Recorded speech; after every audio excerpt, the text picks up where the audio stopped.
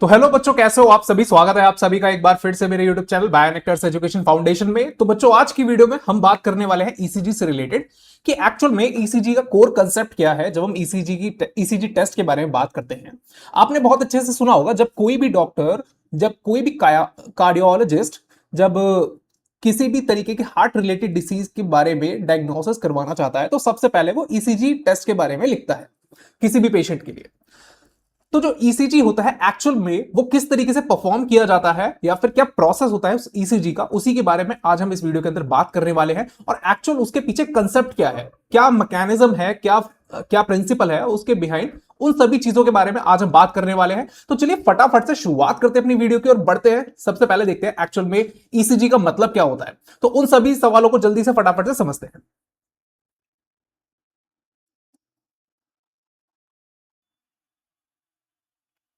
तो चलिए बच्चों, फटाफट से समझते हैं एक्चुअल में ईसीजी प्रोसेस क्या है और इलेक्ट्रोकार्डियोग्राफी क्या होता है, इलेक्ट्रोकार्डियोग्राम क्या होता है। इलेक्ट्रोकार्डियोग्राफी की जब हम बात करते हैं, ईसीजी की जब हम बात करते हो, तो ये बेसिकली प्रोसेस का नेम है। जो प्रोसेस बेसिकली जो टेक्नीशियन आपको इस फिगर के अंदर दिख रहा है, जो डॉक्टर ने टेस्ट पेपर पे लिख करके दिया होगा कि ये फलाना ईसीजी टेस्ट है, ये आपको जाके करवाना है। तो आप जाते हैं लेबोरेटरीज में, रेडियोलॉजिकल डिपार्टमेंट में, वहां पर जाकर के बेसिकली आपका टेस्ट किया जाता है ईसीजी। अब वो जो ईसीजी टेस्ट परफॉर्म करता है उस टेक्नीशियन को बोला जाता है ईसीजी टेक्नीशियन। ये जो आपको टेक्नीशियन, ये जो मैडम यहां पर खड़ी हुई दिख रही है ना, इन्हीं का नाम, इन्हीं की जो पोस्ट होगी वो होगी ईसीजी टेक्नीशियन की। इसका बेसिकली कोर्स होता है 6 मंथ से लेकर के 1 ईयर तक का कोर्स होता है ईसीजी टेक्नीशियन का। अब ये जो प्रोसेस परफॉर्म कर रही है इसको बोला गया है इलेक्ट्रोकार्डियोग्राफी।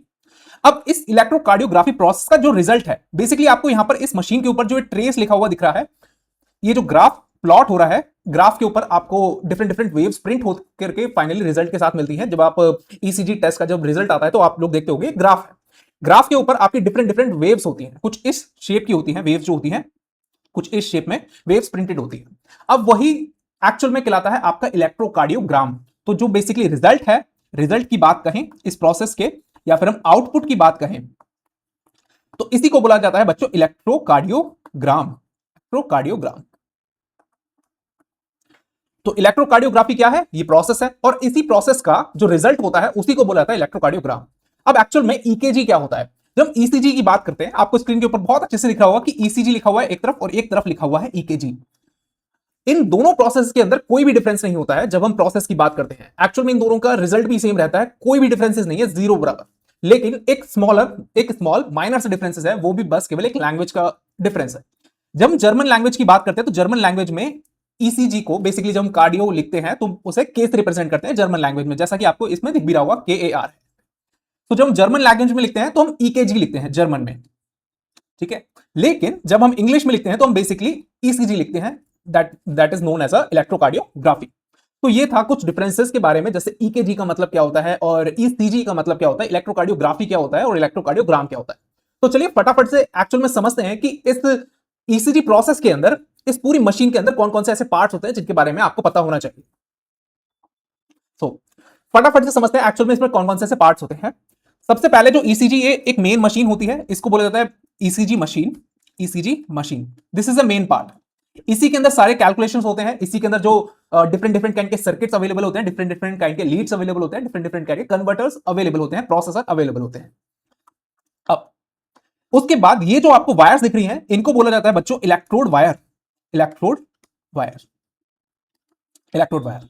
और यहां पर आपको जो सक्शन पंप की तरह थोड़ी सी दिख रही है, यहां पर ये बेसिकली ये होती है बच्चों चेस्ट इलेक्ट्रोड। चेस्ट इलेक्ट्रोड जो होती है वो नंबर में 6 होती है, ये बात आपको ध्यान रखना है। इनका नाम होता है V1, V2, V3, V4, V5 and V6। तो यहां पर आपको 6 चेस्ट इलेक्ट्रोड मिलती है। कितनी मिलती है? 6 चेस्ट इलेक्ट्रोड्स। इनके बारे में अभी बात करेंगे। उसके बाद आपको यहां पे 4 क्लिप दिख रहे हैं, इनमें से 4 क्लिप को बोला जाता है बेसिकली ये इलेक्ट्रोड्स ही होते हैं। इन पे फाइनली आपके यहां पर इलेक्ट्रोड कनेक्ट होते हैं, इलेक्ट्रोड वायर के। ये होते हैं बेसिकली 4 लिम्ब इलेक्ट्रोड्स, जिसमें से आपके 2 जो होंगे वो आपके आर्म्स के होंगे, हाथों पर लगाए जाएंगे, और 2 होंगे वो आपके लेग्स में लगाए जाएंगे। ये बात आपको ध्यान रखनी है। तीसरी बात, यहां पर जो आपको ये दिख रहा है, ये जो केबल है, इसको बोला जाता है बच्चों ओटीजी केबल। ओटीजी केबल आपने फोन में बहुत अच्छे से सुना होगा। ओटीजी क्या होता है? इसका यूज कुछ नहीं होता, बेसिकली से एक तरफ इसका एक सिराना जो है ये बेसिकली मोबाइल में कनेक्ट किया जाता है और दूसरा जो होता है ये मशीन में कनेक्ट किया जाता है, ताकि जो डॉक्टर है वो बेसिकली सॉफ्ट कॉपी ले सके किसकी, ईसीजी रिपोर्ट की सॉफ्ट कॉपी। सॉफ्ट कॉपी का मतलब समझते हो? सॉफ्ट कॉपी का मतलब है कि उसका प्रिंट जो है वो अपने फोन में ले सके, उसे कॉपी कर सके, ठीक है, उसे देख सके एक्चुअल में। उसके बाद जो येलो कलर की वायर है ये बेसिकली परफॉर्म करती है एक रेफरेंस की तरह, एक अर्थिंग की तरह, अर्थिंग का यूज करते हैं इसमें, earthing wire, this is known as earthing wire. अब ये जो आपको पेपर दिख रहा है पेपर रोल, इसी को बोला जाता है ECG paper roll, ECG paper. इस ईसीजी पेपर में डिफरेंट डिफरेंट ईसीजी पेपर की भी बात करेंगे आगे चल करके, और इसी पे फाइनली आपकी जो हार्ट बीट होती है वो बेसिकली प्रिंट होती है, ठीक है, ये बात आपको ध्यान रखनी है। फिर उसके बाद ये जो ब्लैक कलर की वायर जो है ये होती है आपकी power, power cable, power cable. तो ये कुछ पार्ट्स हैं जो आपको ध्यान रखने हैं, एक्चुअल में ईसीजी मशीन के अंदर यही सारे पार्ट होते हैं। अब ईसीजी मशीन क्या होती है, ईसीजी मशीन के अंदर कौन कौन से ऐसे सर्किट होते हैं, इनके बारे में बात करेंगे और फटाफट से समझेंगे। इससे पहले मैं आपको कुछ चीजें बताना चाहता हूं जो आपको जाननी बहुत जरूरी है। आप जब कभी भी ईसीजी कराने के लिए जाते हो तो जब बेसिकली स्ट्रेचर पर लिटाया जाता है, बेड पर लिटाया जाता है, बेड पर लिटाने के बाद आपकी बॉडी के ऊपर कुछ इलेक्ट्रोड्स पेस्ट किए जाते हैं, चिपकाए जाते हैं। तो उनमें से जो इलेक्ट्रोड्स होती हैं उनमें से टोटल 10 इलेक्ट्रोड्स होती है जो चिपकाए जाते हैं। बहुत सारे ऐसे मैंने वीडियोस देखे थे और भी टीचर्स के, जैसे मैं नाम लेना चाहूंगा, जैसे खान सर, वो बोलते हैं कि 12 लीड लगे होते हैं। नहीं, लीड क्या होता है वो अलग बात है, एक्चुअल में इलेक्ट्रोड्स लगे हुए होते हैं। लीड डिफरेंट सिस्टम है, लेकिन इलेक्ट्रोड जो है वो बेसिकली फिजिकली बॉडी के ऊपर चिपके हुए रहते हैं। तो टोटल 10 इलेक्ट्रोड बॉडी के ऊपर चिपके हुए रहते हैं। फाइनली आपको ये बात पता होनी चाहिए, जिसमें से आपके 6 जो होते हैं वो चेस्ट रीजन में, थोरैसिक रीजन में, चेस्ट एरिया की साइड वो लगे हुए रहते हैं। लेकिन उसमें जो 4 रहते हैं जिनको आप लिम्ब इलेक्ट्रोड्स कहते हैं, वही 4 लिम्ब इलेक्ट्रोड्स 2 आर्म्स पे लगे होते हैं, एक राइट आर्म पे, एक लेफ्ट आर्म पे, और फिर उसके बाद फाइनली एक राइट लेग पे और एक लेफ्ट लेग पे। तो ये बात आपको ध्यान रखनी है। तो चलिए फटाफट से समझते हैं एक्चुअल में। सबसे पहले हम लेने वाले हैं अपना जो टॉपिक है वो ईसीजी मशीन के बारे में, कि एक्चुअल में इस ईसीजी मशीन के अंदर क्या क्या चीजें अवेलेबल रहती है, कौन कौन से सर्किट अवेलेबल रहते हैं। तो चलिए अब हम समझते हैं एक्चुअल में इस ईसीजी मशीन के अंदर कौन कौन से ऐसे सर्किट होते हैं जिनके बारे में आपको पता होना चाहिए। अब जो ईसीजी मशीन होती है इसको रीड करने से पहले आपको कुछ थोड़ा सा बेसिक पता होना चाहिए। जैसे हम बात करते हैं इलेक्ट्रोड की। अब इलेक्ट्रोड जो होती है, यहां पे है इलेक्ट्रोड, ये आपको दिख रही होगी, ये बेसिकली इलेक्ट्रोड वायर है, और इसमें जो इलेक्ट्रोड्स है वो डिवाइडेड है। 6 जो है वो आपकी चेस्ट इलेक्ट्रोड है, 4 जो है वो आपकी लिम्ब इलेक्ट्रोड है। अब इलेक्ट्रोड का मतलब क्या होता है समझो। इलेक्ट्रोड या तो पॉजिटिव हो सकती है या फिर वो नेगेटिव हो सकती है, 2 तरीके की इलेक्ट्रोड हो सकती है। अब इलेक्ट्रोड्स के बीच में क्या होता है, इलेक्ट्रोड के बीच में बेसिकली पोटेंशियल डिफरेंस होता है, क्योंकि जो इलेक्ट्रोड के बीच में पोटेंशियल डिफरेंस होता है वो किस वजह से होता है, वो करंट के बेसिस पर होता है, वो पावर की वजह से होता है। तो ये बात आपको ध्यान रखनी है, पोटेंशियल डिफरेंस जनरेट होता है इलेक्ट्रोड के बीच में। अब जो इलेक्ट्रोड्स के बीच में पोटेंशियल डिफरेंस जनरेट हो रहा है वो बेसिकली करंट की वजह से हो रहा है, पावर की वजह से होता है। अब वो जो पावर है वो नेगेटिव डायरेक्शन से पॉजिटिव डायरेक्शन की तरफ फ्लो करती है। जो इलेक्ट्रिसिटी होती है इसके बारे में आपको बहुत अच्छे से पता होगा, वो नेगेटिव से इलेक्ट्रो पॉजिटिव की तरफ फ्लो करती है। तो उसके बाद अब इस मशीन का काम क्या है एक्चुअल में। इस मशीन का काम है, जो हार्ट बीट होती है, हार्ट बीट की जब हम बात करते हैं, जो लब डब साउंड होता है वो प्रोड्यूस होता है बेसिकली आपका इलेक्ट्रिकल एक्टिविटी ऑफ हार्ट की वजह से। क्योंकि लास्ट क्लास में हमने बहुत अच्छे से डिस्कस करा था कि हार्ट के अंदर नोडल टिश्यूज प्रेजेंट रहते हैं।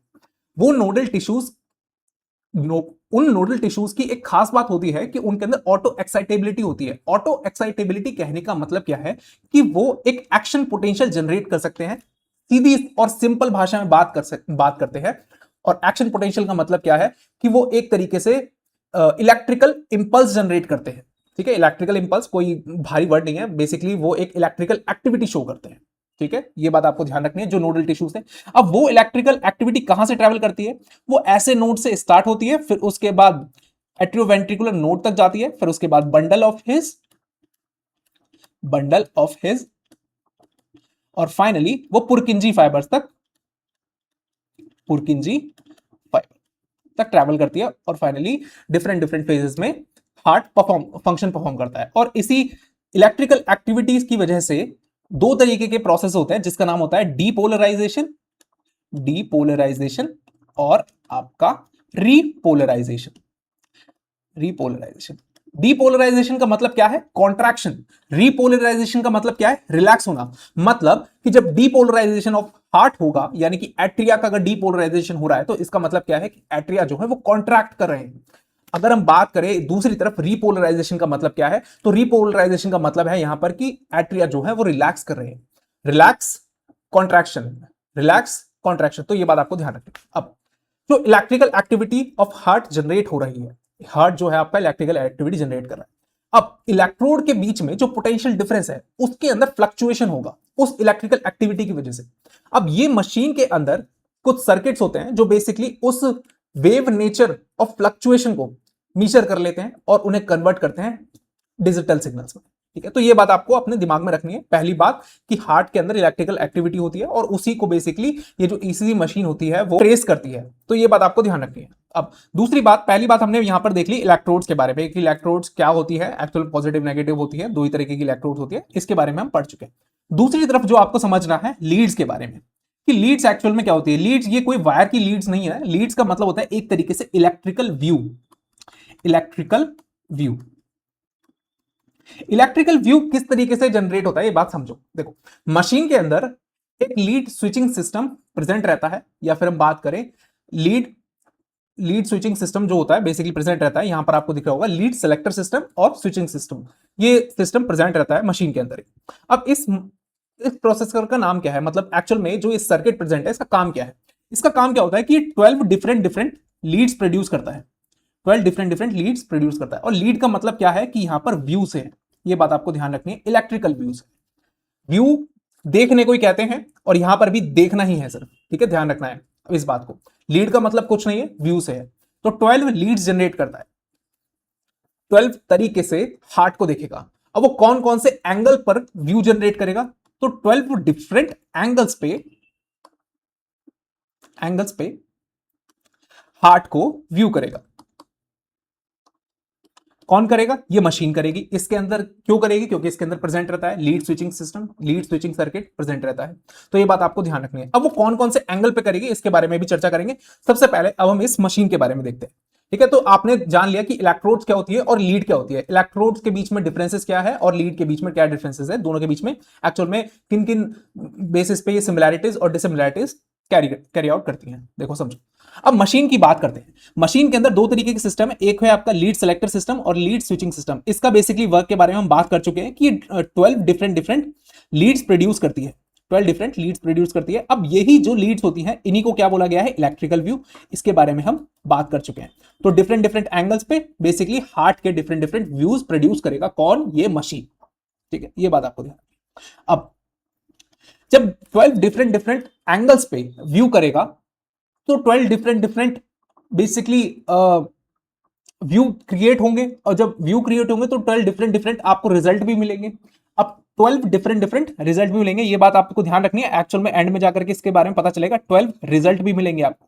ठीक है, जो व्यू होंगे उनके रिजल्ट भी मिलेंगे।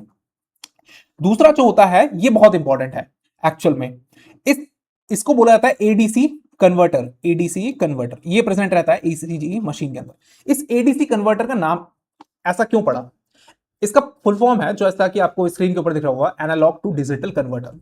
एनालॉग टू डिजिटल कन्वर्टर, आप एक घड़ी का एग्जांपल लेकर के समझो कि घड़ी की जो सुई होती है, जो एनालॉग वाली वॉचेस होती है, उसमें जो सेकंड की सुई होती है वो कंटिन्यूअसली घूमती रहती है कुछ इस मैनर में। तो बेसिकली जो कंटिन्यूअस मैनर में जो उसका घूमना है वो बेसिकली क्या शो कर रहा है, उसका एक एनालॉग नेचर शो कर रहा है कि वो एनालॉगिकली वो परफॉर्म कर रही है एक कॉन्टिन्यूअस मैनर में, जैसा कि वेव फॉर्म होती है। ठीक है, तो उसी तरीके से जो हार्ट की जो इलेक्ट्रिकल एक्टिविटी है वो किस फॉर्म में होती है, वो वेव फॉर्म में होती है। तो ये बात आपको ध्यान रखनी है, वो किस फॉर्म में है, एनालॉग फॉर्म में। ठीक है, एनालॉग फॉर्म। अब यही जो एनालॉग फॉर्म में किसकी, हार्ट की इलेक्ट्रिकल एक्टिविटी की, हार्ट की इलेक्ट्रिकल एक्टिविटी, HEA लिख दिया है इलेक्ट्रिकल एक्टिविटी के लिए। ठीक है, तो ये बात ध्यान रखें, इलेक्ट्रिकल। अब वही डिफरेंट व्यूज क्रिएट होंगे, 12 डिफरेंट व्यूज होंगे, तो 12 डिफरेंट आपको रिजल्ट मिलेंगे। तो 12 डिफरेंट व्यूज पर एक्चुअल में हार्ट की इलेक्ट्रिकल एक्टिविटी किस तरीके की शो हो रही होगी, तो वो भी हमें देखने के लिए मिलेगी। तो वेव की फॉर्म में प्रेजेंट रहती है इलेक्ट्रिकल एक्टिविटी, उसको कन्वर्ट करा जाता है डिजिटली। ठीक है, डिजिटल नंबर्स में क्रिएट करा जाता है उसे, नंबर्स में। अब कोई भी बात जब नंबर में आ जाती है तो एक्चुअल में वो एक्यूरेट हो जाती है। क्या हो जाती है, एक्यूरेट। फॉर एग्जाम्पल के तौर पे समझो कि जैसे जब हम घड़ी में बात करते हैं, घड़ी को ही वापस से लेकर के चलते हैं, जब हम बात करते हैं तो नॉर्मली एनालॉग वॉच के अंदर हम एग्जैक्ट टाइम नहीं बता पाते कि एक्चुअल में देख करके एग्जैक्ट टाइम क्या हुआ है, बहुत बारीकी से देखना पड़ता है, बहुत ही, तो उसमें मिस्टेक हो जाती है। तो कभी कभी हम जो 7:14 हो रखे होते हैं उसे हम बोल देते हैं कि 7:15 हो रखे, इस तरीके की बात बोल देते हैं। ठीक है, एक्यूरेट। लेकिन जब डिजिटल वॉच में बात करते हैं तो हम एग्जैक्ट टाइम बताते हैं, 7:14 हो रखे हैं। ठीक है, ये बात ध्यान रखनी है, डिजिटल और एनालॉग में क्या फर्क होता है। तो जब डिजिटल की बात करते हैं तो नंबर की बात आ जाती है। तो नंबर की फॉर्म में जब भी कोई बात होती है, जब मैथमेटिकली कोई किसी बात को रखा जाता है तो वो एक्यूरेट हो जाती है। तो इसीलिए वेव फॉर्म को, एनालॉग फॉर्म को, हार्ट की इलेक्ट्रिकल एक्टिविटी को नंबर्स में कन्वर्ट करा जाता है। फिर नंबर्स में कन्वर्ट करने के बाद वापस से, क्योंकि यहां पर ये एक्यूरेट हो चुकी है, एक्यूरेट उसका पता लग चुका है कि एक्यूरेट वो किस तरीके से ट्रैवल कर रही है, जो हार्ट की इलेक्ट्रिकल एक्टिविटी है, तो उसके अंदर कोई चेंजेस तो नहीं आए हैं कि एक्चुअल में साइनो एट्रियल नोड में तो कहीं प्रॉब्लम नहीं होगी। क्योंकि जो फ्लो हमने पढ़ा था कि इलेक्ट्रिकल एक्टिविटी कहां से स्टार्ट हो रही है, वो स्टार्ट हो रही है आपकी ऐसे नोड से लेकर के पुरकिंजी फाइबर्स तक जा रही है, यहां तक। ठीक है, तो इनके बीच में कहीं प्रॉब्लम तो नहीं है।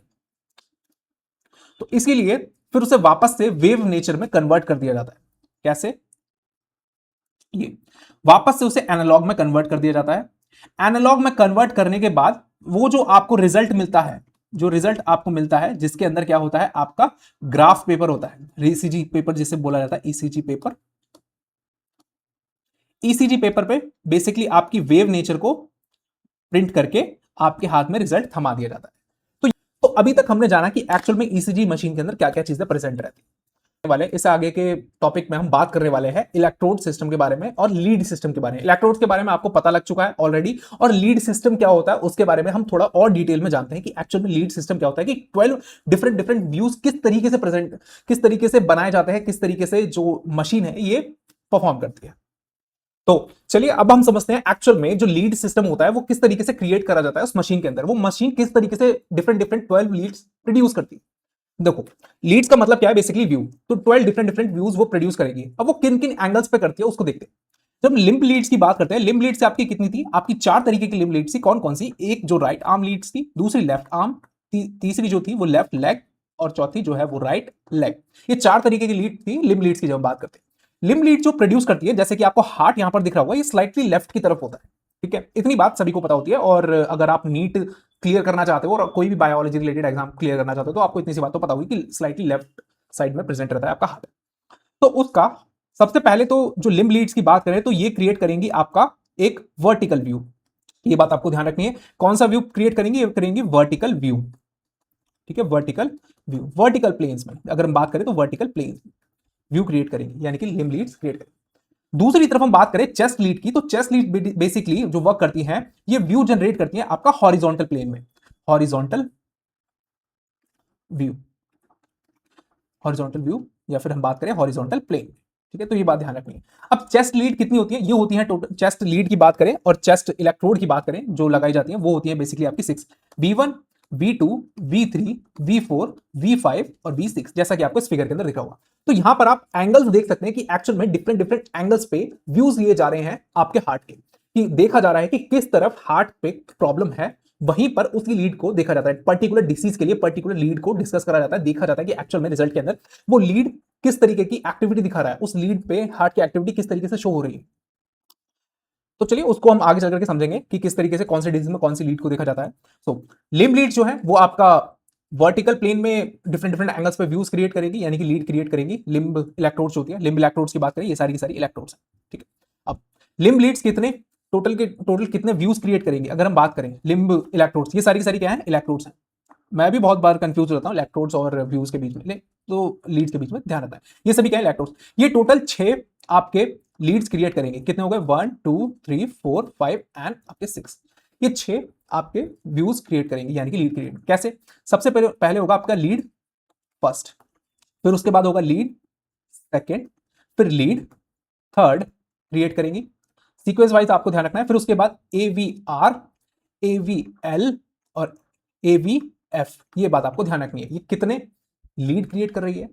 केवल आपके लिम्ब इलेक्ट्रोड से, लिम्ब इलेक्ट्रोड की बात हो रही है केवल यहाँ पे। और दूसरी तरफ है आपके चेस्ट इलेक्ट्रोड। अब चेस्ट इलेक्ट्रोड है तो ये चेस्ट इलेक्ट्रोड ये नंबर में 6 होती है और ये 6 की 6 ही व्यूज क्रिएट करेगी, यानी कि 6 लीड क्रिएट करेगी। ठीक है, ये कैसी है आपकी? ये चेस्ट इलेक्ट्रोड्स है। These are the chest electrodes. देख रहे हो ना क्या क्या डिफरेंसेस हैं। लिम्ब इलेक्ट्रोड्स कितनी है आपकी? लिम्ब इलेक्ट्रोड्स हैं वो है केवल आपके पास 4। इन 4 इलेक्ट्रोड से ये 6 क्रिएट कर रहे हैं, 6 व्यूज। ये बात ध्यान रखनी है। चेस्ट इलेक्ट्रोड से 6 इलेक्ट्रोड्स हैं और 6 ही 6 व्यू क्रिएट हो रहे हैं। तो डिफरेंट डिफरेंट एंगल्स पे यहां पर आपको देखने के लिए मिल रहा होगा, ये बेसिकली आपके हॉरिजॉन्टल प्लेन में व्यूज जो है, लीड जो है क्रिएट करते हैं। अब यही मैंने फ्लो चार्ट की फॉर्म में यहाँ पे लिख रखा है। जो इलेक्ट्रोड्स होती है ये बेसिकली फिजिकली बॉडी से अटैच होती है, ये सेंसर्स होते हैं, और इलेक्ट्रोड से ही बेसिकली लीड्स प्रोड्यूस होती है जो इलेक्ट्रिकल व्यूज क्रिएट करती है। एक तरफ होती है आपकी लिम्ब लीड्स, जो आपकी 6 होती है, ये बेसिकली क्रिएट की जाती है आपकी लिम्ब इलेक्ट्रोड से। लिम्ब इलेक्ट्रोड्स कितनी होती है? 4 होती है। इन 4 इलेक्ट्रोड से क्रिएट किए जाएंगे लिम्ब लीड्स। इसमें से कुछ होती है बाइपोलर लीड्स और कुछ होती है यूनिपोलर लीड्स। इनको समझ लेते हैं क्या होती है एक्चुअल में। अब बाइपोलर का मतलब क्या होता है? बाई का मतलब होता है दो। तो बेसिकली जो भी लीड्स क्रिएट होंगी आपकी 2 इलेक्ट्रोड की मदद से, तो वो कहलाएंगी आपकी बाइपोलर लीड्स, और जो क्रिएट होंगी आपकी सिंगल इलेक्ट्रोड की मदद से, वो कहलाएंगी बच्चों आपकी यूनिपोलर लीड्स। ठीक है, जो वन इलेक्ट्रोड ध्यान रखना है, वन इलेक्ट्रोड। तो ये बात आपको ध्यान रखनी है। ये जो चेस्ट लीड्स होती है ये भी बेसिकली आपकी यूनिपोलर इन नेचर होती है, ये बात ध्यान रखनी है। देखो अब बाइपोलर कौन सी है? बाइपोलर आपकी लीड 1, सेकंड एंड थर्ड, ये होती है आपकी बाइपोलर लीड, जो आपकी लिम्ब इलेक्ट्रोड से प्रोड्यूस करी गई। नेक्स्ट, अब इनकी पोजीशन देख लेते हैं कि एक्चुअल में कहां कहां पर लगाई जाती है फिजिकली। जब भी आप कभी जाते हैं डिफरेंट ईसीजी टेस्ट परफॉर्म करने के लिए डिफरेंट डिफरेंट सेंटर्स में, जब आप जाते हैं तो किस तरीके से लगाई जाती है। सबसे पहले हम बात करते हैं चेस्ट इलेक्ट्रोड की। चेस्ट इलेक्ट्रोड नंबर में कितनी होती है? आपकी 6 होती है। ठीक है, आपके 12 रिप्स होते हैं। रिप्स को कैलकुलेट कर लेते हैं यहां से, 1 2 3 4। ठीक है, तो फोर्थ रिप से स्टार्टिंग हो जाती है। फोर्थ रिप में एक लेफ्ट की साइड और एक राइट की साइड लगाई जाती है। मतलब V1 जो होती है वो बेसिकली कहां लगाई जाएगी? वो आपकी राइट साइड पे। V1 जो होगी वो राइट साइड पे, V2 होगी वो लेफ्ट साइड पे, और V3 जो होगी वो basically Midway between the V2 and V4। V2 और V4 के बीच में लगाई जाएगी मिडवे। मिडवे कुछ इस तरीके से, जैसे आपको ये आपको दिख रहा होगा 4, और फिर उसके बाद फिफ्थ जो रिब है उसके बीच में कहीं पे V3 प्रेजेंट रहेगी। ये बात आपको ध्यान रखनी है। फिर उसके बाद V4 की बात करें तो V4 fifth intercostal space. Intercostal space के बारे में हमने बहुत अच्छे से पढ़ा था। हमने लास्ट चैप्टर में जो breathing and exchange of gases थी उसमें हमने इंटरकोस्टल मसल्स के बारे में पढ़ा था। तो इंटरकोस्टल मसल जहां प्रेजेंट रहती है उसी को बोला जाता है intercostal space. Mid clavicular line. V5 की बात करें तो यही स्ट्रेट लाइन, ये एक्सिलरी मतलब उसी एक्सिस में स्ट्रेट लाइन में बेसिकली V4 के साथ V5 प्रेजेंट रहेगा, और V5 से आगे ही जस्ट प्रेजेंट रहेगा आपका V6 उसी सेम एक्सिस पे। Mid axillary line in the straight line of with V4 and V5। जहां पर जिस एक्सिस लाइन पे आपको दिख रहा होगा कि जहां पे प्रेजेंट है आपका V4, उसी सेम लाइन के अंदर ही प्रेजेंट है क्या? आपका V6। ये बात आपको ध्यान रखनी है। अब V1 से लेकर के V6 जो इलेक्ट्रोड्स अटैच हैं हार्ट के ऊपर, थोरैसिक रीजन में, चेस्ट के ऊपर, V1 से लेकर V6 ECG इलेक्ट्रोड जो अटैच है वो क्रिएट करेंगी आपकी 6 लीड को। ठीक है, 6 लीड यानी कि 6 इलेक्ट्रिकल व्यू को, यानी कि बोला जाए तो हॉरिजॉन्टल व्यू को क्रिएट करेंगे। तो ये बात आपको ध्यान रखनी है, बहुत इजीली क्रिएट कर लेती हैं। इनके लिए कोई ऐसा सच मैकेनिज्म नहीं होता। अगर हम प्रिंसिपल की बात करें तो इनके अंदर डिफरेंट प्रिंसिपल वर्क करता है। उस प्रिंसिपल के बारे में हमें पढ़ने की अभी जरूरत नहीं, क्योंकि यहाँ पर कोई ईसीजी टेक्नीशियन का कोर्स नहीं पढ़ाया जा रहा है। लेकिन हाँ, core concept regarding the ECG machine आपको जो पता होना चाहिए वो आपको यहाँ पे बताया जा रहा है। सो अब हम बात करते हैं लिम्ब की, कि लिम्ब्स के ऊपर लिम्ब्स इलेक्ट्रोड किस तरीके से अटैच होती हैं। एक जो होती है वो बेसिकली प्रेजेंट रहती है आपकी राइट आर्म पे, एक होती है लेफ्ट आर्म पे, एक लेफ्ट लेग पे और एक आपकी राइट लेग पे। अब राइट लेग पे जो इलेक्ट्रोड प्रेजेंट रहती है इसको हमेशा बोला जाता है एक तरीके से रेफरेंस इलेक्ट्रोड। रेफरेंस इलेक्ट्रोड बोला जाता है, और इसी का यूज किया जाता है अर्थिंग के लिए। ठीक है, ये बात भी आपको ध्यान करनी है, अर्थिंग के लिए यूज। तो केवल 3 इलेक्ट्रोड जो होती हैं वो क्रिएट करती हैं आपके कितने? Total 6 views. ठीक है, ये बात आपको ध्यान रखनी। कौन से व्यूज? 6। कौन से व्यूज? ये वही है जो आपके वर्टिकल व्यूज की बात कर रहे थे, पीछे हमने पढ़ा था ना वर्टिकल व्यूज। जो वर्टिकल प्लेन में बेसिकली जो आर्म इलेक्ट्रोड्स होती है वो वर्टिकल व्यू क्रिएट करती है डिफरेंट डिफरेंट एंगल्स पे। अब इन तीनों इलेक्ट्रोड्स के बीच में आपको एक एंगल बनता हुआ दिख रहा होगा। ये जो एंगल है ये बेसिकली एक ट्रायंगल बनाता है। ये डिफरेंट डिफरेंट एंगल्स जो मिलकर के इन तीनों के बीच में एक ट्रायंगल क्रिएट करते हैं। इसी ट्रायंगल को बोला जाता है बच्चों इथोवेंस ट्रायंगल। ये बात आपको ध्यान रखनी है, इथोवेंस ट्रायंगल। अब इस इथोवेंस ट्रायंगल्स की क्या खास बात है, इसको लेकर के आगे बढ़ते हैं और समझते हैं एक्चुअल में इथोवेंस ट्रायंगल से किस तरीके से 6 लीड्स क्रिएट होती है। इसके बारे में आपको समझना बहुत जरूरी है। अब हम बात करने वाले हैं इथोवेंस ट्रायंगल के बारे में कि किस तरीके से जो 3 लिम्ब इलेक्ट्रोड्स हैं वो आपकी 6 लीड्स क्रिएट करेंगे। सबसे पहले हम बात करते हैं लीड 1 की, यानी कि बाइपोलर लीड्स की बात कर लेते हैं। बाइपोलर यानी कि जो 2 इलेक्ट्रोड से मिलकर के बनेगी, मतलब 2 इलेक्ट्रोड्स इन्वॉल्व होंगी। ये बात आपको ध्यान रखनी है। अब 2 इलेक्ट्रोड्स में सबसे पहले हम लेंगे राइट आर्म और लेफ्ट आर्म के बीच में। अब राइट आर्म और लेफ्ट आर्म के बीच में ये किस तरीके से डिसाइड रहेगा कि कौन सी इलेक्ट्रोड पे कौन सा चार्जेस रहेंगे। अब ये सिस्टम भी आपका डिसाइड किया जाता है ईसीजी मशीन के अंदर। जो आपका लीड स्विचिंग सिस्टम होता है वही डिसाइड करता है कि एक्चुअल में किस इलेक्ट्रोड पे कौन सा चार्ज रहेगा। तो जब हम बात करते हैं तो राइट आर्म पे अगर नेगेटिव चार्ज है और लेफ्ट आर्म जो इलेक्ट्रोड है उसके ऊपर पॉजिटिव चार्ज है, तो वो क्रिएट करेगा आपका कुछ इस डायरेक्शन में करंट फ्लो होगा। अब जब करंट फ्लो होगा तो उसके बीच में अगर कोई हार्ट एक्टिविटी होती है तो उस एक्टिविटी वो किस फॉर्म में होगी, वो वेव नेचर की फॉर्म में होगी, जिसकी वजह से क्रिएट होगा इन दोनों इलेक्ट्रोड्स के बीच में पोटेंशियल डिफरेंस। उस पोटेंशियल डिफरेंस से क्रिएट किया जाएगा आपका एक ग्राफ, ठीक है, जो वेव की जो एनालॉग सिग्नल्स होंगे उनको डिटेक्ट करेंगे बेसिकली आपका एडीसी कन्वर्टर और डिजिटल नंबर में, और फाइनली वो ग्राफ प्लॉट कर देगा। तो इस तरीके से लीड 1 क्रिएट की जाती है। फिर दूसरी तरफ हम बात करते हैं लीड सेकंड की। लीड सेकंड में हम इन्वॉल्व करते हैं राइट आर्म और लेफ्ट लेग को। अब इस केस के अंदर क्या होता है, इस केस के अंदर जो इलेक्ट्रोड के ऊपर जो चार्जेस होते हैं वो थोड़े बढ़ा दिए जाते हैं। एक तरफ नेगेटिव चार्ज कर दिया जाता है और दूसरी तरफ पॉजिटिव चार्ज कर दिया जाता है लेफ्ट लेग पे, जिसकी वजह से जो इलेक्ट्रॉन फ्लो होंगे वो नेगेटिव से पॉजिटिव की तरफ फ्लो होंगे और क्रिएट करेंगे आपका एक lead second view. Lead second view का मतलब होता है लीड सेकंड व्यू, ये बात आपको ध्यान रखें। अब व्यू किस एंगल से मिलेगा ये आपको ध्यान रखना है कि किस एंगल से मिलेगा। ये सब मशीन के अंदर प्री फिटेड होता है, ये कभी एग्जाम में पूछा भी नहीं जाता। ये तो आपको कोर कंसेप्ट समझाने के लिए कि किस किस डिफरेंट डिफरेंट एंगल्स पे व्यू जनरेट होते हैं। और फाइनली आपको लीड 6 अगर आपको किसी को ज्यादा पढ़ना है तो इसलिए बताया जा रहा है कि लीड किस तरीके से क्रिएट होंगे आपके 3 इलेक्ट्रोड्स। ठीक, अब फिर उसके बाद हम लीड थर्ड की बात करें तो लीड थर्ड के लिए हम लेफ्ट आर्म इलेक्ट्रोड को लेंगे, फिर उसका लेफ्ट लेग इलेक्ट्रोड को। इनके बीच में बेसिकली पोटेंशियल डिफरेंस जनरेट होगा और सिमिलरली लीड 3 आपकी क्रिएट हो जाएगी। लीड 3।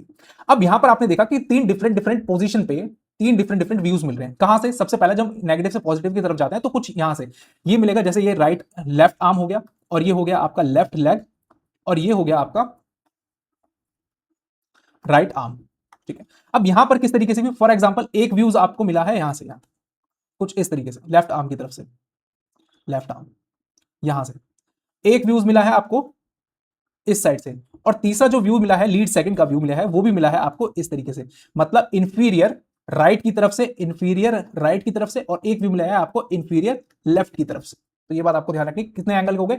अगर हम यहां से मिड पॉइंट से बात करें तो कुछ इस एंगल में मिल गया, कुछ ये मिल गया और आपको कुछ ये भी मिल गया।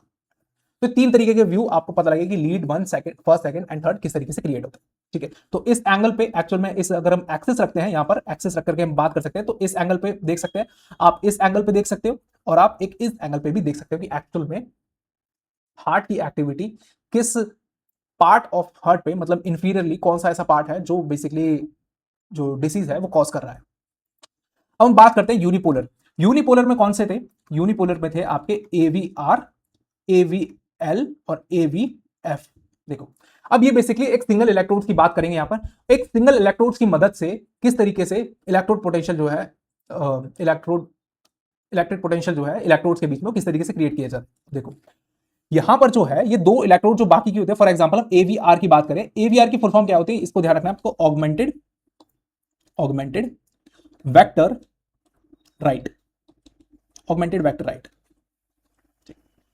ऑगमेंटेड वेक्टर राइट का मतलब क्या है यहाँ पे, कि जैसे आप राइट इलेक्ट्रोड के बारे में देखो, यहाँ पे ये राइट इलेक्ट्रोड प्रेजेंट है, ये रहा आपका राइट इलेक्ट्रोड। ठीक है, अब इस राइट इलेक्ट्रोड में बाकी जो दोनों इलेक्ट्रोड्स हैं इस इथोवेंस ट्रायंगल्स के लेफ्ट आर्म इलेक्ट्रोड और लेफ्ट लेग इलेक्ट्रोड, इन दोनों के ऊपर ही न्यूट्रल चार्ज कर दिया जाएगा, यानी कि इन दोनों को चार्ज कुछ भी रखा जाएगा, जीरो कर दिया जाएगा। अब जीरो जब चार्जेस कर दिए जाएंगे तो दूसरी जो इलेक्ट्रॉन फ्लो होगा वो नेगेटिव से फ्लो होता है बेसिकली पॉजिटिव की तरफ। अब जहां तक पॉजिटिव इलेक्ट्रॉन रहेंगे, दोनों पॉजिटिव रहेंगे, तो उस तरीके से आपको एक व्यू क्रिएट होगा। तो यहां पर जो व्यू मिलेगा आपको कुछ राइट आर्म की साइड से मिलेगा, तो यहां से आपको कुछ एक व्यू मिलेगा, यहां से हार्ट की एक्टिविटी चेक की जाएगी यहां से इस साइड से, तो एक व्यू आपको यहां से मिलेगा। ये बात आपको ध्यान रखनी है। दूसरी बात एवीएल, एवीएल का मतलब है कि ऑगमेंटेड वेक्टर लेफ्ट। यहां पर लेफ्ट आर्म को पॉजिटिव रखा जाएगा और बाकी सारी आर्म्स को जीरो कर दिया जाएगा। ठीक है, जीरो कर दिया जाएगा। तो यहां पर जो आपको एक व्यू मिलेगा वो मिलेगा आपको कुछ इस तरीके का, यहां पे लेफ्ट आर्म की तरफ से। ये बात आपको ध्यान रखिए। तीसरा जो है वो मिलेगा आपको एवीएफ, ऑगमेंटेड वेक्टर फुट, यानी कि फुट मतलब लेफ्ट लेग की तरफ से। तो यहां पर जो आपको एक व्यू मिलेगा वो मिलेगा सीधा इस साइड से, मतलब एकदम इंफीरियरली, निचला हिस्सा, इंफीरियर ना राइट ना लेफ्ट, एकदम इंफीरियरली। तो यहां पर आपने देखा आपको कितने सारे डिफरेंट डिफरेंट व्यूज मिले, कितने डिफरेंट डिफरेंट एंगल्स पे, lead 1, lead second and lead third, AVR, AVL और एवीएफ। हमने 6 के 6 लीड्स डिस्कस कर चुके हैं कि डिफरेंट डिफरेंट एंगल्स पे क्रिएट होते हैं किस तरीके से, क्योंकि इथोवेंस ट्रायंगल्स के अंदर क्योंकि केवल 3 इलेक्ट्रोड जो होती है वो किस तरीके से जनरेट कर पा रही हैं आपकी 6 लीड्स को, 6 व्यूज को। उन्हीं के बारे में हमने सबसे पहले बात करी थी। यहां पर आपको पता लगे कि जैसे राइट लेग क्या होगा, ये तो बेसिकली आपका अर्थिंग के लिए ले लिया गया, अर्थिंग के लिए। और बाकी की जो 3 इलेक्ट्रोड थे इनसे आपके लीड फर्स्ट क्रिएट हुई, सेकंड, थर्ड और एवीआर, एवीएल और एवीआर। यहां पर आप चेक कर सकते हैं किस तरीके से आपको क्रिएट हो रही है। एवीएल क्रिएट होती है, फर्स्ट क्रिएट होती है, और एक आपकी इंफीरियर यानी कि एक निचले हिस्से पे, और एक इंफीरियर राइट और इंफीरियर लेफ्ट, और आपका एक व्यू मिलता है आपको एवीआर। ये बात आपको ध्यान रखना है। यहां पर कुछ थ्योरेटिकल पोर्शन लिखा हुआ है जिसको आपको रीड करना है, जस्ट बस एक बार रीड करना है और आपको सब चीज समझ में आ जाएगी। सिंपल सी बात लिखी हुई है, an electrocardiogram is a diagnostic technique used to record the electrical activity of a heart. The lead selection system of the ECG machine detects the potential difference between the electrodes. मतलब electrodes जो लगी हुई हैं arms पे, chest पे, उनके बीच में different different leads generate करने के लिए बेसिकली जो पोटेंशियल डिफरेंस होता है उसको डिटेक्ट करता है। Body generates 12 different views, 12 different Leeds of a heart, each representing electrical activity from a specific angle.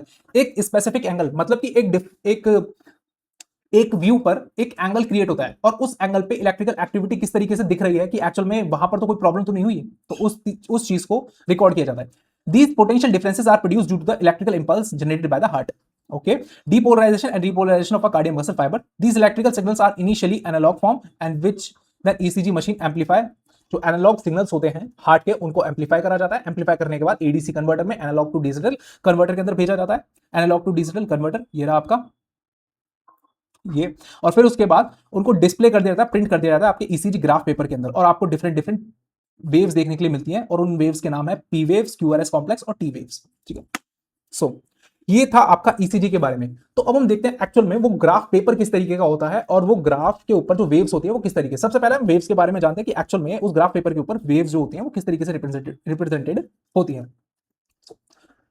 अब ग्राफ पेपर जो होता है उसके ऊपर आपकी कुछ वेव्स क्रिएटेड होती है, उन वेव्स के नाम है जैसे आपको पी वेव्स। सबसे पहले जो आपको देखने के लिए मिलेगी ये मिलेगी आपको पी वेव्स। पी वेव्स के बाद आएगा आपका पी आर सेगमेंट, फिर वहां से स्टार्ट होगी क्यू आर एंड एस, फिर उसके बाद आपकी स्टार्टिंग होता है एसटी सेगमेंट, एसटी सेगमेंट से बाद फाइनली आपकी स्टार्ट होगी टी वेव्स, और टी वेव्स के बाद वापस से फिर आगे चल करके पी वेव्स, और पी वेव्स के बाद क्यूआरएस कॉम्प्लेक्स, और फिर उसके बाद वापस से पी। ठीक है, तो ये बात आपको ध्यान रखना इस तरीके से। अब ये जो वेव्स है इनका हर एक का एक मतलब है, जो क्या कहती है हर एक वेव्स की अगर हम बात करें तो एक्चुअल में वो वेव क्या रिप्रेजेंट करती है, तो उसके बारे में हम समझ लेते हैं। और हर एक वेव की टाइमिंग होती है, उस टाइमिंग को हमें समझना है एक्चुअल में। तब सबसे पहले हम टाइमिंग को समझते हैं। देखो, जब पी वेव्स की बात करते हैं तो 0.10 सेकंड के लिए होती है P waves. P R segment की बात करें जो जैसा कि आपको स्क्रीन के ऊपर दिख रहा होगा, तो वो होता है 0.06 सेकंड के लिए। क्यूआरएस कॉम्प्लेक्स की बात करें तो ये सबसे बड़ी वेव्स होती है 0.08 सेकंड के लिए। एसटी सेगमेंट की बात करें तो फिर से वापस से 0.10 सेकंड के लिए। टी वेव्स की बात करें तो 0.16 सेकंड के लिए। अगर आप इन सभी को प्लस कर देते हो, ऐड कर देते हो, तो ऐड करने के बाद आपको 0.54 समथिंग अप्रोक्सीमेटली मिलेगा। ठीक है, अप्रोक्सीमेटली 0.54 सेकंड मिलेंगे। लेकिन कार्डियक एक्टिविटी की बात करते हैं तो कार्डियक एक्टिविटी तो होती है आपकी 0.8 सेकंड की। ठीक है, एक कार्डियक साइकिल की बात करें तो यहां पर कितना बैठ रहा है 0.54। ये कैसे होगा? अब यहां पर आता है टीपी सेगमेंट, मतलब कि वापस से जो टाइम लगा है वापस से पी वेव्स क्रिएट होने में, इसको बोला जाता है टीपी सेगमेंट।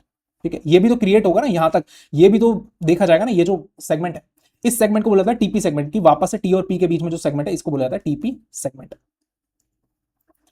सबसे ज्यादा यहां पर जो टाइम है वो कंज्यूम होता है टीपी सेगमेंट में 0.30 सेकंड। अब आप जब इसको 0.30 को प्लस कर देंगे तो आपका आ जाएगा 0.84। तो अप्रोक्सीमेटली आपका 0.8 सेकंड पूरी कार्डियक साइकिल में लगता है। तो ये बात आपको ध्यान रखनी है, टाइमिंग को बिल्कुल आपको ध्यान रखना है, बिल्कुल भूलना नहीं है। तो सबसे ज्यादा टाइम कहां लगा है आपका टीपी सेगमेंट में, ये बात ध्यान रखनी है।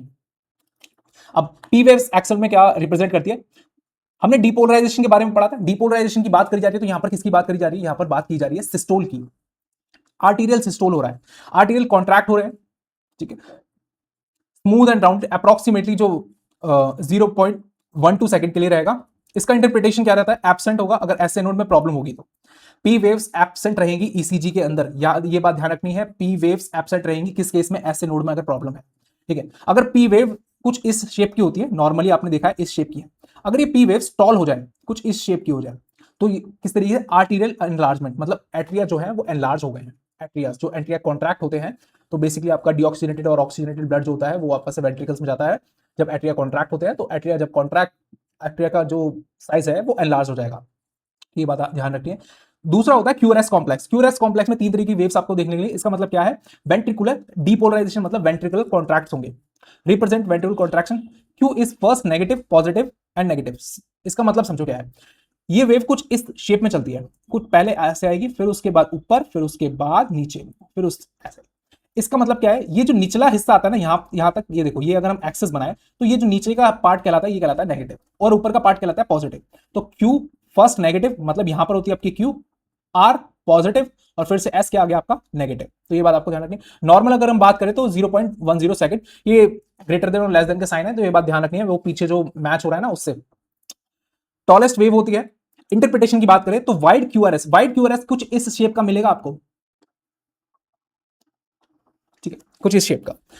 कंडक्शन डिफेक्ट, अगर ये वाइड आ रहा है, क्यूआरएस कॉम्प्लेक्स वाइड आ रहा है, तो इसका मतलब क्या है कि वेंट्रिकुलर डीपोलराइजेशन होने में टाइम लग रहा है, और वेंट्रिकल्स क्या है, एनलार्ज हो गए हैं। अब जितने ज्यादा साइज होगा उतना ही उन्हें टाइम लगेगा कॉन्ट्रैक्ट होने में, जिसकी वजह से जो क्यूआरएस कॉम्प्लेक्स है, क्यूआरएस वेव है, वो क्या होगी, आपकी एनलार्ज हो जाएगी। वेंट्रिकुलर हाइपरट्रोफी, इसका मतलब क्या है, वेंट्रिकल्स एनलार्ज हो रहे हैं। पी वेव्स कब होगी? जब कंडक्शन में प्रॉब्लम होगी, और पी वेव्स क्या होगी, आपकी टॉल हो जाएंगी। थर्ड जो है वो है आपकी T waves. Ventricular repolarisation, ventricular repolarisation का मतलब वेंट्रिकल्स रिलैक्स कर रहे हैं। वेंट्रिकल रिलैक्सेशन होगा और स्मूथ राउंडेड एंड पॉजिटिव होता है। इसका कहने का मतलब ये है कि जब हम टी वेव्स को देखते हैं, एक्चुअल में टी वेव्स को देखते हैं, ये कुछ डोम शेप की आपको दिख रही है टी वेव्स, कुछ इस शेप, ये शेप है, ये शेप है टी वेव्स। अब ये यूजुअली पॉजिटिव रहती है। पॉजिटिव कहने का मतलब है कि एक्सेस क्रिएट करें, यहां पर ये आपका एक्सेस, और एक्सेस के ऊपर क्या है, पॉजिटिव है, नीचे क्या है, नेगेटिव है। इन्वर्टेड भी बोला जाता है नीचे वाले को।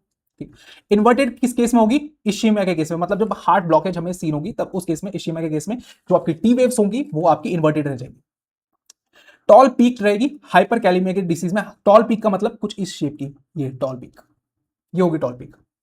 तो ये बात कुछ टी वेव्स, क्यूआरएस कॉम्प्लेक्स और आपकी पी वेव्स किस तरीके से रिप्रेजेंटेशन करती हैं, कि डिसीज के केस में टॉल हो जाती है, कब नेगेटिव होती है, कब पॉजिटिव होती है, इन बातों को आपको ध्यान रखना है।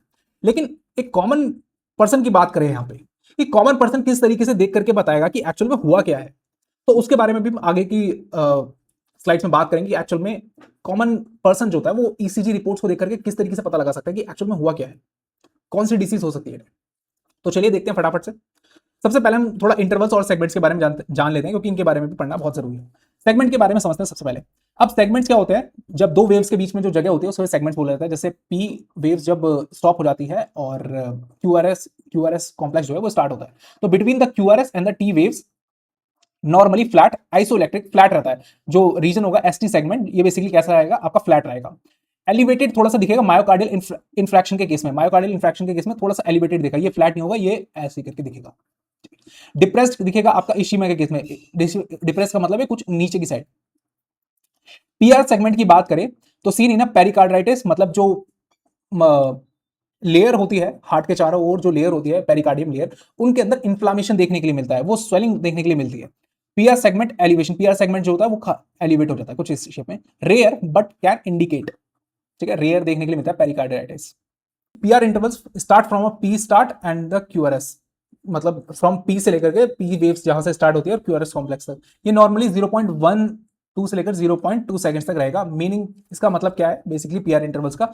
Time from atria to ventricles, मतलब कि पी वेव से क्या स्टार्ट हो रहा था, पी वेव से आपका एट्रिया जो है वो कॉन्ट्रैक्ट होना स्टार्ट हो रहा है, फिर उसके बाद ये कहां तक जा रहा है, क्यूआरएस कॉम्प्लेक्स। मतलब क्यूआरएस कॉम्प्लेक्स का मतलब क्या है कि वेंट्रिकल्स आपके कॉन्ट्रैक्ट हो रहे हैं वहां पर, एट्रिया से वेंट्रिकल्स तक ब्लड जा रहा है। इंक्रीज हो जाएगा, हार्ट ब्लॉकेज हो जाएगी। पीआर इंटरवल्स अगर इंक्रीज हो जाएगा, ये टाइमिंग केस की बात कर रहा है, इंक्रीज, अगर टाइमिंग इंक्रीज बोला जा रहा है तो उसे हार्ट ब्लॉकेज की संभावना है। क्यूटी इंटरवल्स की बात करें तो टोटल वेंट्रिकुलर एक्टिविटी, नॉर्मल जो रेंज है कितने सेकंड, 0.35 से लेकर के 0.44 सेकंड तक। प्रोलॉन्ग डेंजरस एंड इरिथ्मिया, ये बात आपको ध्यान रखिए, प्रोलॉन्ग अगर इससे ज्यादा हो जाएगा, अगर जो टाइमिंग है इससे ज्यादा हो जाती है, ये डेंजरस एरिथ्मिया हो जाएगा, उसे मतलब एरिथ्मिया हो जाएगा। ये बात आप, एरिथ्मिया मतलब कि जो हार्ट बीट है टैकीकार्डिया या टैकीकार्डिया या ब्रेडिकार्डिया की जो रेंज है उसमें आने लगती है, एबनॉर्मल हार्ट बीट हो जाती है, कॉमन लैंग्वेज में बात करें तो सिंपल सी बात एरिथ्मिया के केस में। ठीक है, एबनॉर्मल हार्ट बीट का मतलब है कि हार्ट बीट कम हो सकती है या फिर हार्ट बीट ज्यादा हो सकती है, समझो।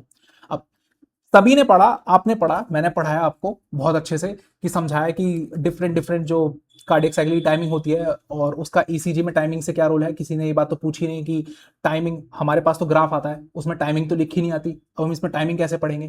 तो बच्चों समझो, ईसीजी का ग्राफ पेपर जो होता है, ये है आपका एक ईसीजी का ग्राफ पेपर, और ये रिजल्ट आता है आप सभी के सामने, आपके ईसीजी का ये रिजल्ट होता है।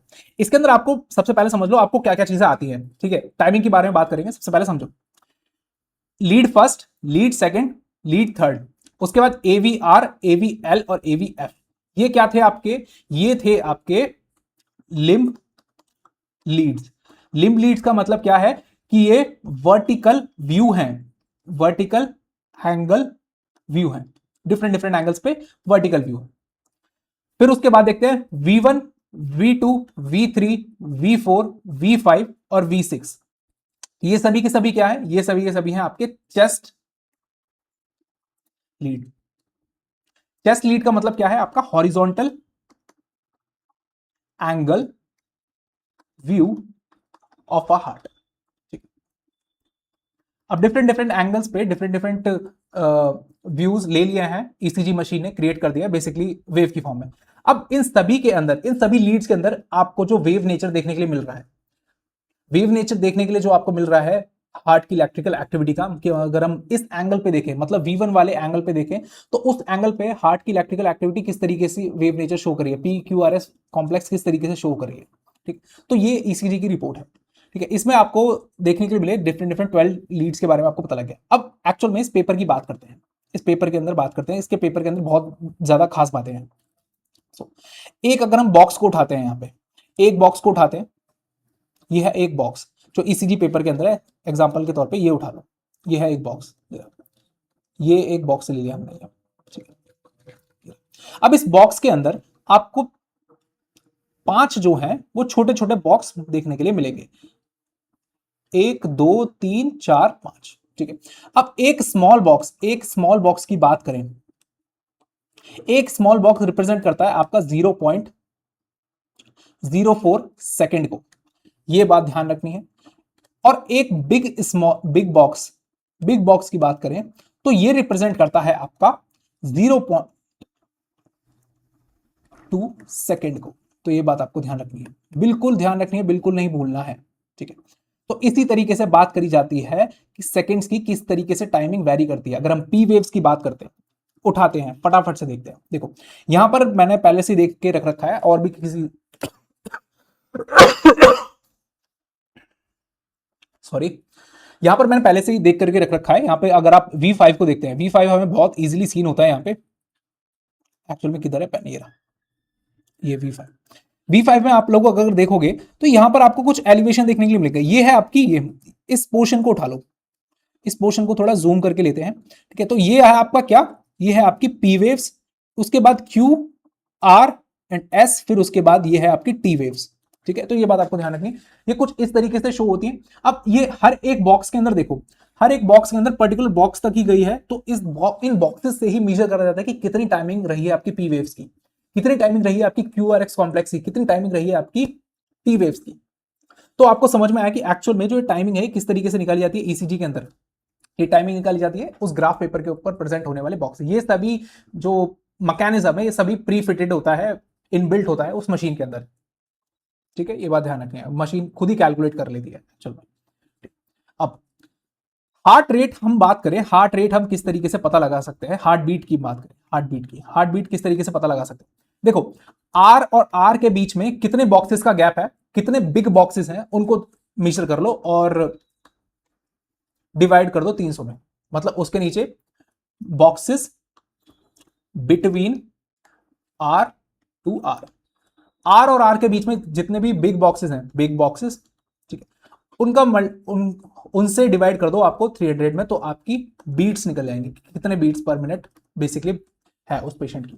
फॉर एग्जाम्पल हमारे पास यहां पर जो प्रेजेंट है, आप किसी का भी देख सकते हो, किसी का भी उठा लो। फॉर एग्जाम्पल हमने उठा लिया लीड सेकंड का है ये लीड सेकेंडरी। अब यहाँ पे आर से आर के बीच में देख लो, एक बॉक्स तो ये है जिसमें आपके 4 हैं, ठीक है, ये बात ध्यान रखें, एक इसमें 4 हैं। उसके बाद एक ये बॉक्स है और एक ये बॉक्स है, ठीक है, और यहां पर एक बॉक्स और आ रहा है। तो यहाँ पर 4 के हो गए 5, ठीक है। तो यहाँ पे कितने बॉक्स हो गए? टोटल 3 बॉक्स हो गए, एक ये हो गया, एक ये हो गया, और ये दोनों को मिलाकर के तीसरा हो गया, क्योंकि इसमें 4 स्मॉल बॉक्सेस थे और इसमें यहाँ पर एक स्मॉल बॉक्सेस है। तो ये बात आपको ध्यान रखनी, टोटल 3 हो गए। इनके अंदर भी देख लो, आपको सेम 3 ही मिलेंगे, इनके अंदर भी 3 है, इनके अंदर भी आपके 3 ही है, तो सभी के अंदर आपको 3 देखने के लिए मिलेंगे। तो अगर हम इस पेशेंट की बात करें, इस पेशेंट की बात करें, तो यहां पर 300 से अगर हम डिवाइड कर देते हैं 3 को, तो आपका कितना आ जाएगा? 100। तो 100 बीट्स पर मिनट इसकी हार्ट बीट है। और आपको मैं बता दूं तो ये मेरी मम्मी का ही बेसिकली ईसीजी है, ठीक है। तो 100 बीट्स पर मिनट। तो आप किस तरीके से क्रिएट कर सकते हो, किस तरीके से देख सकते हो कि एक्चुअल में उस ईसीजी के अंदर हार्ट बीट किस तरीके से मेजर कर सकते हो, ठीक है। अब आर जो इंटरवल्स हैं, आर इंटरवल में से आपको रिदम भी पता लगता है कि एक्चुअल में रिदम क्या है, ए रिदमिक है या फिर रिदमिक है। तो इसके बारे में भी हम बात करेंगे। सबसे पहले हम एक और चीज समझते हैं एक्चुअल में कि पर्टिकुलर डिफरेंट डिफरेंट डिसीज के लिए हम कौन कौन सी लीड देख सकते हैं, क्योंकि आम आदमी के पास तो केवल एक पेपर आता है, उसको क्या पता कि नाम जाने कौन सी डिसीज है। तो वो पता लगा सकता है, वो देख सकता है, वो जान सकता है। ये बेसिकली ये जितनी भी नॉलेज जो मैं आपको बता रहा हूँ, ये बेसिकली कार्डियोलॉजी बुक्स की, जितनी डिफरेंट डिफरेंट कार्डियोलॉजिकल बुक्स होती है इंटरनल मेडिसिन की, उन्हीं में से ये सारी की सारी टेबल्स जो है बनाई गई है, उन्हीं के रेफरेंसेस पे। तो ये बात आपको ध्यान रखें। देखो, अगर हम बात करें मायोकार्डियल इंफ्रैक्शन की, मायोकार्डियल इंफ्रैक्शन में लीड सेकंड, लीड थर्ड और एवीएफ को देखा जाता है। बेसिकली इंफीरियर वॉल से जो व्यू आता है, बेसिकली जो बॉटम वॉल होती है inferior wall, bottom of the heart जो पार्ट सीन होता है, कौन सा पार्ट? हार्ट का। तो बेसिकली वो सीन होता है आपका इंफीरियर वॉल, निचला हिस्सा। मायोकार्डियल इंफ्रैक्शन, एसटी सेगमेंट जो है वो एलिवेटेड हो जाएगा, इंक्रीज हो जाएगा। एसटी सेगमेंट जो आपका इस तरीके से जाता है वो बेसिकली एलिवेटेड हो जाएगा। उसी तरीके से डिफरेंट डिफरेंट डिसीज है। जैसे हम बात करें सेप्टम रीजन की बात करें, तो बिटवीन द वेंट्रिकल्स, वेंट्रिकल्स के बीच में जो व्यू आता है देखने के लिए, हमें V1 और V2 लीड्स को देखते हैं।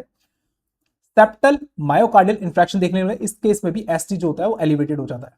लेकिन जब हम बात करें ऑल लीड्स के, हमें सारी की सारी लीड्स चेक करनी पड़ती है। किस केस में? होल हार्ट रिदम की जब हमें देखना पड़ता है। आर्टीरियल फिब्रिलेशन के केस में इसमें कोई पी वेव्स नहीं दिखती है हमें, ठीक है। अगर कोई पी वेव्स नहीं दिख रहे तो मतलब कंडक्शन डिफेक्ट है, और कंडक्शन डिफेक्ट जब होता है तब आपका पेसमेकर लगाया जाता है मोस्ट ऑफ द केसेस में। V1 V2 के केस में क्या होता है, जब हम राइट वेंट्रिकल्स की तरफ से व्यू मिलता है, और राइट वेंट्रिकुलर हाइपोट्रोफी, हाइपोट्रोफी का मतलब क्या होता है कि बेसिकली जो साइज है वो इंक्रीज हो गया है, वो बढ़ गए, वेंट्रिकल्स जो है वो बड़े बड़े हो गए। तो इसमें हमें टॉल आर देखने के लिए मिलेगा, जो QRS कॉम्प्लेक्स में आर होता है वो काफी ज्यादा इंक्रीज हो जाता है। उसी तरीके से आपको देखने को मिलेगा V5 और V6 के केस में लेफ्ट वेंट्रिकल्स और लेफ्ट वेंट्रिकल हाइपोट्रोफी, मतलब कि लेफ्ट वाला जो वेंट्रिकल है वो काफी ज्यादा साइज में इंक्रीज हो गया। इस केस में भी आपका जो आर है वो काफी ज्यादा इंक्रीज हो जाएगा QRS कॉम्प्लेक्स। तो ये सारी की सारी टेबल्स जो है आपके सामने दे रखे हैं अभी फिलहाल, जिन्हें आपको रीड करना है, देखना है, और इनकी मदद से आप पता लगा सकते हैं कि कौन सी पर्टिकुलर डिसीज के लिए कौन सी पर्टिकुलर लीड को आपको देखना है। तो मिलते हैं नेक्स्ट वीडियो के अंदर, और हम बात करेंगे कि आने वाले जो आपको आपके टॉपिक है डिफरेंट डिफरेंट काइंड के हार्ट रिलेटेड डिसीज के बारे में, और हम बात करेंगे regulation of a circulatory system के बारे में कि आप किस तरीके से रेगुलेट कर सकते हैं। So this is all about the today's video. मिलते हैं नेक्स्ट वीडियो के अंदर। स्टे ट्यून्ड विद द बायोन actors. Please like, share and subscribe.